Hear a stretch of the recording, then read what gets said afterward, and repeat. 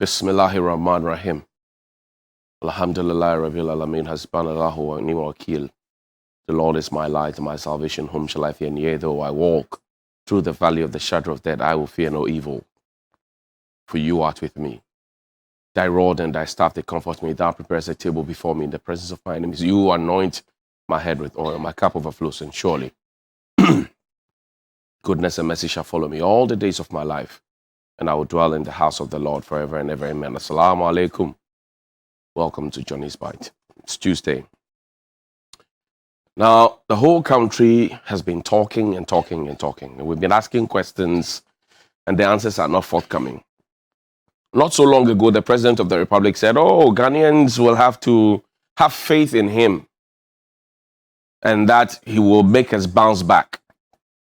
And I'm reading off the front page of the Daily Graphic this morning. My colleague journalist, now Minister for Information, Kojo Ponkroma, says we'll stabilize foreign exchange market.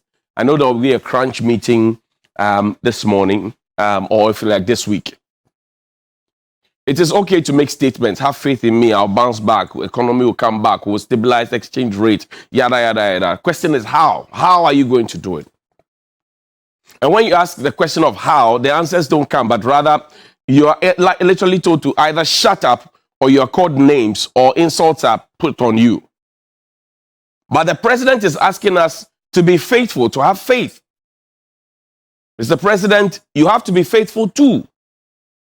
Listen to the President of the Republic. Then he played that video of the president asking us to have faith in him in the church of God. Listen to him. God will give me wisdom to lead Ghana out of the current challenges. Have faith in me. This too shall pass. God will give me wisdom to lead Ghana out of the current challenges. Have faith in me. This too shall pass. Mr. President, it's a good call. We should have faith in you. And this is not the first time you're telling us to have faith in you. The first time you told us to submission. You told us to make us. You told us, in those days when you were campaigning, you told us, Mr. President, at the end of every campaign speech, you said, Nyaminsha, Obi Biara, Bako, Bako, Bako, Bako, Bako. You used to say that. Today, when people say, what you tell them you have done for them, they can't see and they are criticizing you. You say, Bako, Bako. So it's gone from Inshira, Bako to Inimgwasie, Bako, Mr. President.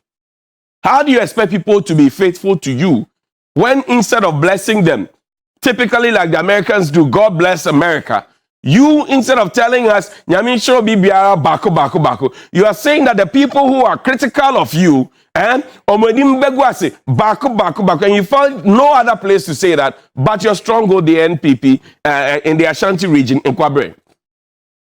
Mr. President, let me give you a reminder of the present economic situation. Transport fares will go up again. At least that's the threat. I see Council of State trying to meet the people. The meetings are okay. We are looking for solutions. Too many meetings. And you see, the meetings are not free because when you meet, there's tea, there's biscuits. When you meet, there's food. When you meet, cost goes into it. Cars move, fuel, all those things. We pay for it. So too many meetings. Too many tours. Everything has gone up. Our salaries are the same. Everything has grown tall. Salary is short. Things are so hard, Mr. President, that people who I know sell slim tea have put their stock down. But where is the food for you to eat to even have the temerity of saying, I want to go and buy slim tea to drink? The food is expensive on the market. Planting for food and jobs has come, rearing for food and jobs, planting for export and rural development, yada, yada, yada. All of this, we still import fish. We still import tomato. We still import cassava. We still import all those things. So what are we talking about? There are workers in this country who have not had their salaries for some time. My biggest pity is those in the national service. Sometimes 3 months, 559 Ghana cedis. 3 months, sometimes they are not paid. How? I don't want to talk about NAPCO. Youth in afforestation, I don't want to talk about them. Rotational nurses, nursing trainees are suffering. Teachers are suffering. All those people. The whole country is so tight. The circumstances are not good. If we had started solving the issues as opposed to trying to blame Russia, Ukraine, and COVID, and admitting that we have failed, we wouldn't have been here. You're going to have a crunch meeting with the economic management team that has led us through this hole. The same people who caused the problem are the same people you are going to use to try to find solutions to the problem. Are we serious? And you want us to be faithful? The rapist is now the judge in the rape case. How would the case end? So we cannot be faithful to you because you are not faithful. And some of the utterances that you make, Mr. President, they are so unpalatable. How do you tell people who you begged consistently since 2012, in fact, before that, 2008, people who you begged to vote for you, they have voted for you, they feed you and feed your family, they feed you and feed those who serve you, they feed you and feed those who are appointed, and you tell them that if they think they are not satisfied, they can decide who they want to vote for. And you found no other place but in your stronghold. You're destroying the party. And it's going to be difficult to find a successor. And even if you do find a successor, it's going to be difficult for them to, how do they undo what you have done? The utterances have gotten the masses talking.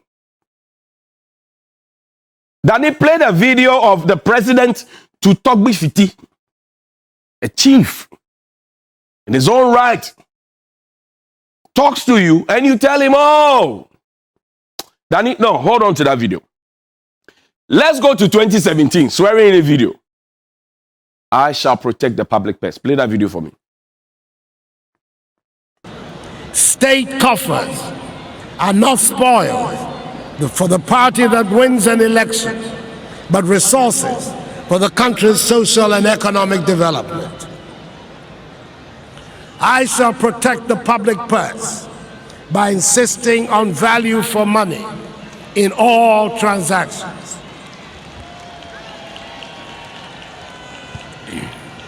Public service is just that.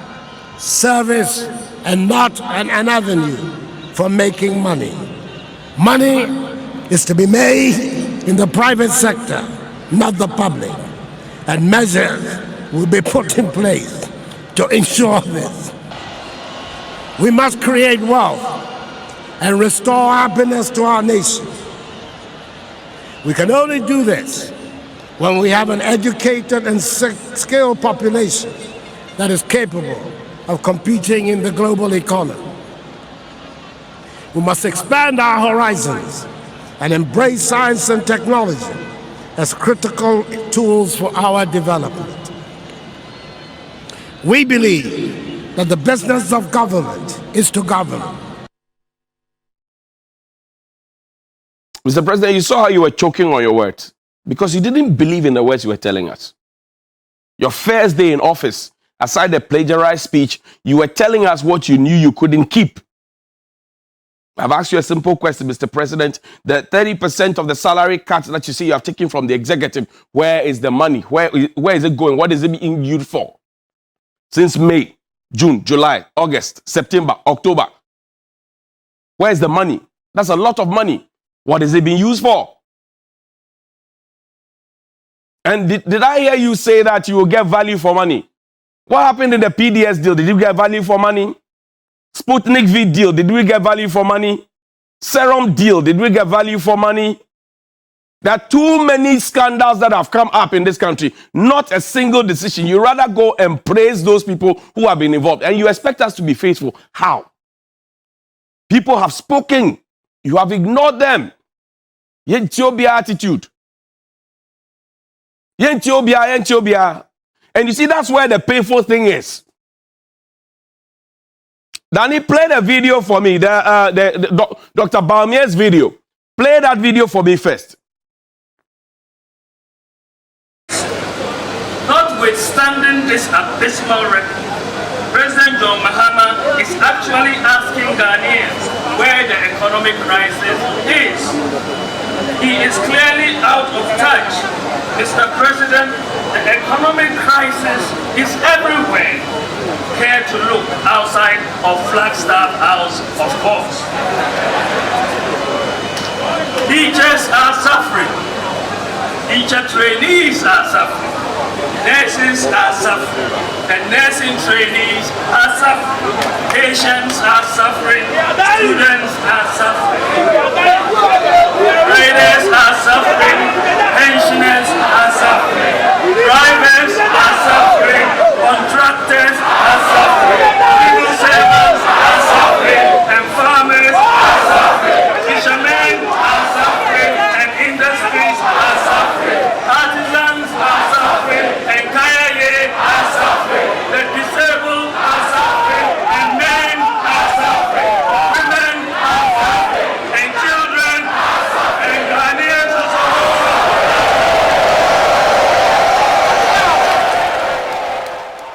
Now, who is free?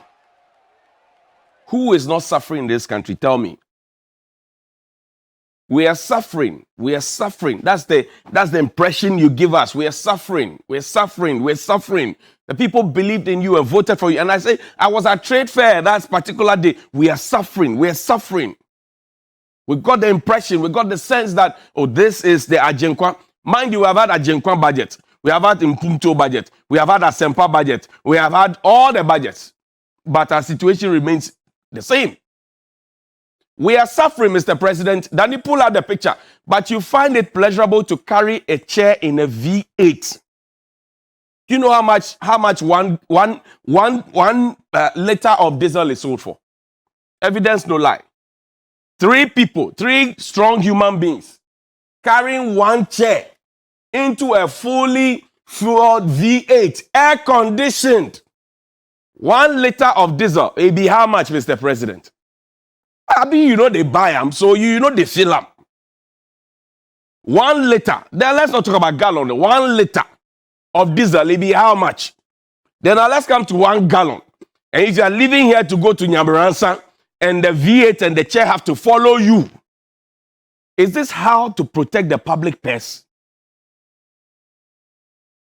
Your advisors are failing you. This is a V8 chair. Nobody has had, all the pastors around you, all the people around you, all the people talking down the young people, none of them has had the presence of mind to say, Tafla chair, Mr. President. None of them. That V8 and that chair and the expenses on it, plus the driver we pay, plus the macho men who carry it, it can employ young people in this country. This is not how to protect the public purse. So why didn't you take this same chair carrying V8 to the BBC when you went to the interview? Danny, show me that picture. You want to reign like a king. When you get to the BBC, they make you know that you're a president, not a monarch. Your monastery is at the Achim land. Ghana is an amalgamation of chieftains. This is you at the BBC. You didn't take this. Let me show that picture. Did you take the chair in the V8? You sat in the same chair as the journalist. Which means that if you sit on any other chair, you will not die. So why do you decide to choose to sit on a chair and carry the chair around in a V8? And then you tell us that, oh, we must bedding chair. When I hear that, I get so angry. When you're wasting the money, appointing the wrong people, mismanaging the economy, and we're telling you didn't listen. Now trouble has come and say we should bedding share. Did I create the bedding? The bedding we are supposed to share. Did I create it? Oga White. Did I create the bedding with you? Oga White, since you like the Bible, read Lamentations chapter 5, the full chapter. What you have done to us since 2017 is captured there fully. Now the president is pleading to the military to remain what? Loyal, faithful. It can be a synonym, right? Danny, show me that picture, the president and the military. I know that our military are very professional. Very, very professional military. And the president spoke to the high powers of the military. He's the commander-in-chief, no doubt. But why would the president speak to them? Because the president has had cause to commission officers upon officers since 2017. What is the president? What has he seen? What has he heard? Of course, they say see something, say something. Why is the president telling the military to be loyal? Ghana is peaceful. We love it. Within the sub-region, peaceful. Ghana is like peace haven. People come here. But the conditions in other African countries that necessitated that they were unsettled, we are beginning to import those things here. The impudence, the arrogance, the enumjacracy, the jayacracy, the ahomaswacracy, the ahantancracy. Mr. President, have you forgotten that because you wanted the people to be faithful to you, you sat and ate bankun with them? Have you forgotten? You drank the children's calipo to win them. Today, do you eat banku with the masses? You carry your chair in a V8. You don't even want to sit on the chair that people sit on. How do you want them to be faithful to you?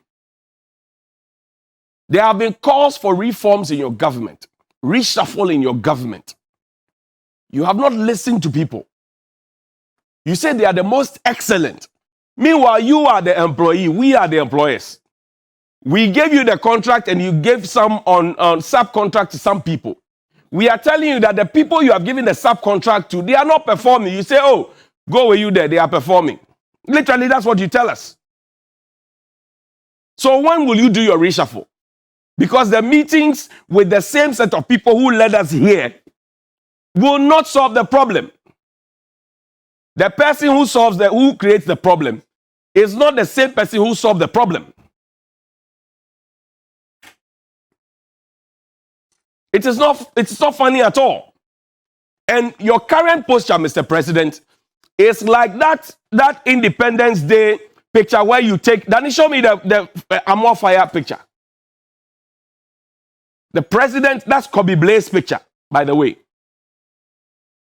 Your attitude, Mr. President, at this point, is as if you are giving us more fire and more fire. The more we talk, the more. Danny, don't show my mates on me. It's the president we're talking about. The more we talk, the more you give us fire and more fire and more fire. That's what you're doing to us. And more fire. And everybody is hot. We are all hot in this country. Even your own people, they are hot. And Mr. President, did I hear you say that, oh, you prefer a boisterous media? Did I hear you say, Danny, play that video? That's our final video. Play that video for us. Sycophantic one of yesteryear.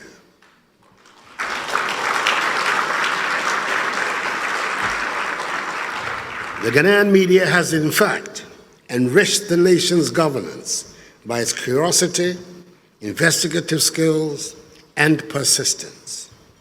Today, the Ghanaian citizen is able to give boldly and freely his or her feedback on policies and programs of government.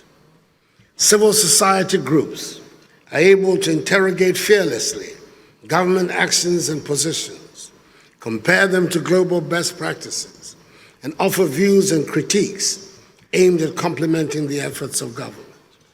And the political opposition is able to raise dissent openly, canvass for alternative viewpoints, and by so doing, offer our citizens alternatives to consider on all key issues of our national discourse.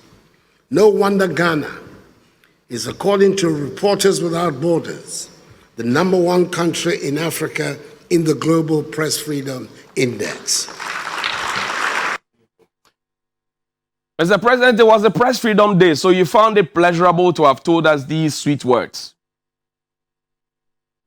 You told us that you prefer a boisterous media that's criticizing you harshly.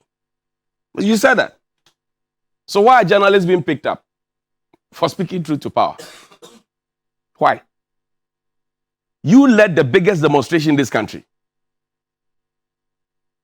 Journalists are being picked up for speaking truth to power, for asking you the questions and for asking you to remain faithful to the promises and pledges that you made to the people.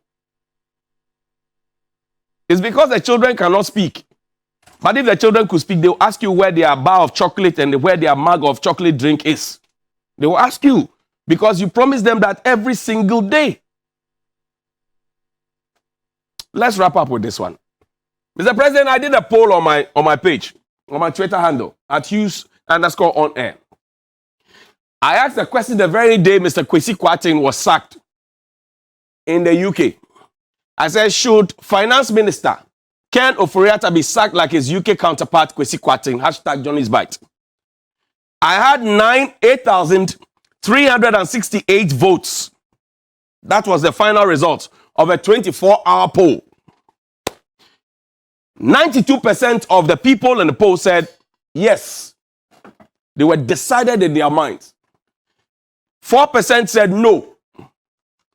2% said maybe. Another 2% said now, not now.